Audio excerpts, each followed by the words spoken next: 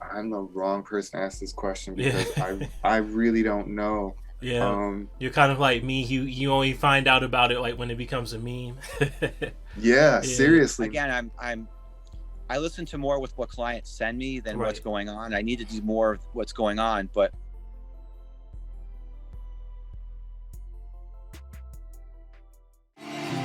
The power is back.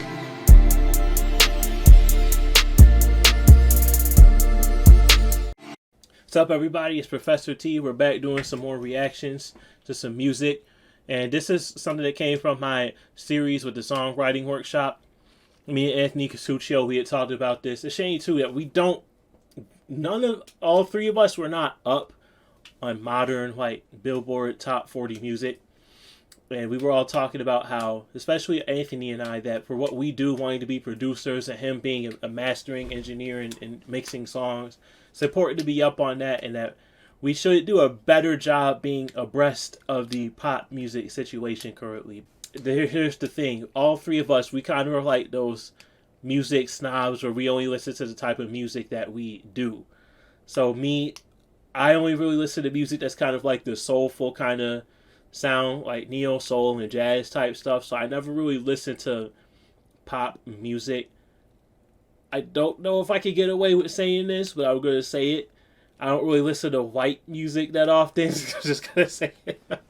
Like most of my favorite artists are black, and they do a more of like soul or funk type of a sound, or hip hop type of a culture than they do, pop music. So for this is an exercise in learning about pop music, and we're starting with seeing what's number one of the real life Billboard chart, not the Professor T Billboard chart. This is the real life Billboard. So a quick update before I get started, and I'll end my long-winded intro and we'll listen to the music. This song, I realize, is not number one on the billboards anymore. Now Cardi B Up is number one on the billboards, so maybe I'll do that next week. But this song at one point was number one when I planned out this video. This is Olivia Rodrigo, Driver's License. So we're going to check this out together without any further ado, because I've been talking a lot, and we're going to see what I think about it. Alright.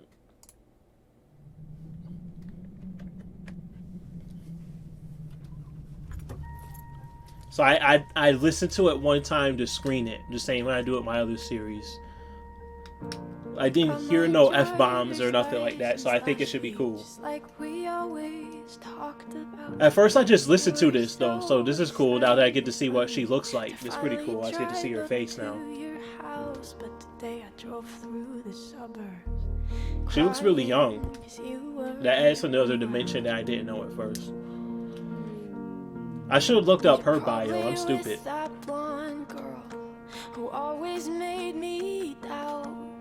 She's so much older than me.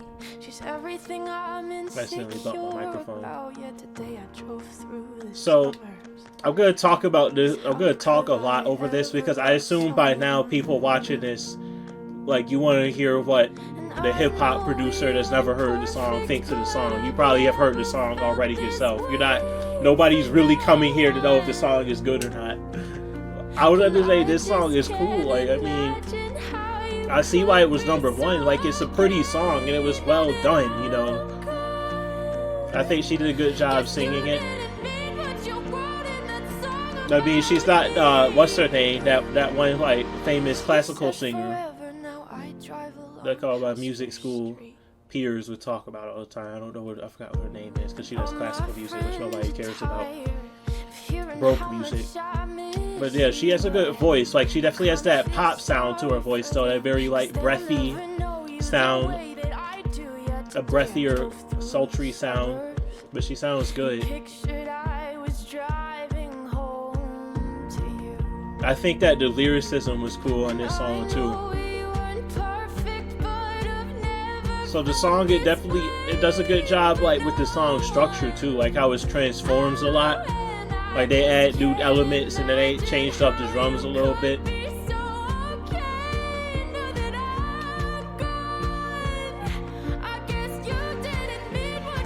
I like that car though. That's not even like the suburbs though. I guess that is a suburb. That's her dad's car. Her dad got the new Mercedes, so she got the old. I think that was a Mercedes. I wasn't looking that close. Yeah, that's a Mercedes. I like this part of the song right here. This part of the song I thought was really cool. How it explodes into like something big at the end. I like that part. This part is cool. Oh, there was an F-bomb. I didn't know there was any F-bombs in this song. What's with all the F-bombs in pop music anyway? That's the other reason I don't really... Alright. I like this song though. This is cool. I think that she's doing a really great job. I like this song. The F-bombs were extra. Everybody says F-bombs nowadays. I like the production, and I like the music video too. It's a pretty cool music video. Well, I would say about that car though, like in the hood, you'll see dudes that'll be like, yo man, I just got this new Mercedes. And that's the Mercedes that they got. You like, bro, that Mercedes old enough to be my dad. And you out here talking about, yo, I'm hard with them. I got me a Benz, baby. You know what I'm saying? I know somebody that, I'm not going to shout out names of people that I know that do that, because I'm not that mean. I'm gonna put people on blast on YouTube. But there's a person that I know, that people that are very close to me, like in my family, that know like our inside jokes. Y'all might know the person who I'm talking about. That like, they always had like this like 20-year-old luxury car. Be like, yo, I got me a Benz. I got me a 7, and that 7 is 75 years old. But hey, man, that's the hood. That's just how it goes. So back to the point of this song, guys. This song right here, what I'm gonna give it the same treatment I do my real series, my reacting to undiscovered musicians. What I would say about it is that I'm talking really loud right now, and it's really late at night. But what I would say about this song, I'll give it the same treatment. So what I liked about it, once again, I think it's a really pretty song. She has a good voice. Par for the course for pop. Like I said, you know, like she's not like that one lady that sings classical music that I forgot her name. But like she has a good breathy sounding pop music type of singing voice. I think that the production on it is really good. Very simple. This song, you listen to it, it's kind of just pianos. To cover some of the stuff me and Anthony talked about in the songwriting workshop about modern music, I see what he was talking about, because he professionally mixes and also professionally mostly does mastering work on music. So he would totally be up on this, like the stuff that he's getting in from his clients. And he's absolutely right how he said there's really no place for the electric guitar. And also our discussion that him and I both had, how now like using acoustic instruments in your music is kind of dead. This is absolutely in there. Like there was piano in there. Was that a real recorded grand piano, or was that like a plug-in in Pro Tools, like a what they call that program again? Like the native instruments thing. Is it like one of the native instruments, or is it Keyscape, or is that an actual piano? We don't know that, because that pianos is like one of the first instruments that they were able to work out how to make it a digital version of it sound good. The drums, there's drums in there, but is that a drum sample, or did they really have a dude that just they paid him to just go do do do do? You know what I mean? So like so Anthony was right about that with like acoustic instruments and pop music.